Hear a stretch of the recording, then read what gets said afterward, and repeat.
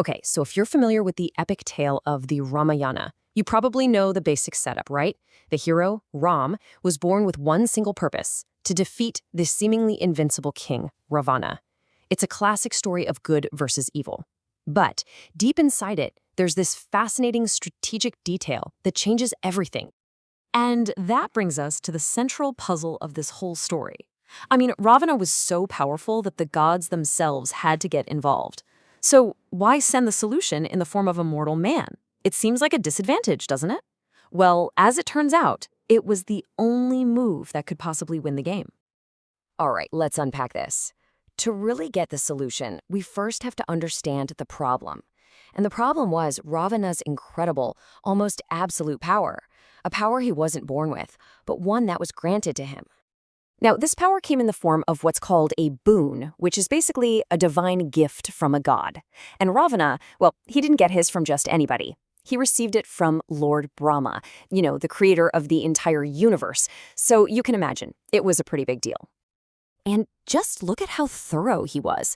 He went to Brahma and, methodically listed every single threat he could think of. He asked for protection from all the gods, all divine powers, celestial beings. He even got specific, saying no divine missile or handheld weapon could ever kill him. He was literally building an impenetrable fortress around himself.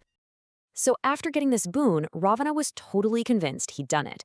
He had checked every box, named every powerful enemy, and in his mind, he had become immortal. No one and nothing in the known cosmos could touch him.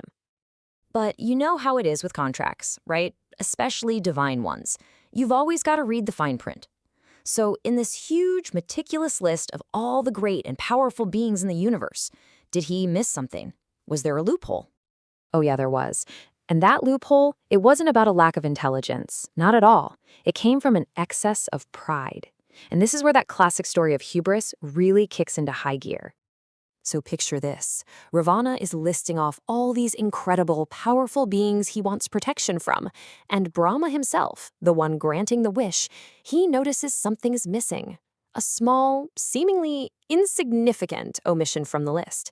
And he actually points it out to Ravana. And this is the moment that sealed his fate. Ravana's reply to Brahma was just pure, uncut arrogance. He basically just scoffed at the whole idea. Why would he, the great and mighty Ravana, need protection from mere mortals? His response was, "What can these insignificant humans do to me?" And there you have it. That was the fatal mistake. In his grand cosmic list of powers and threats, he completely forgot to mention man. To him, humans were so beneath him, so totally insignificant, that the idea of one of them being a threat was just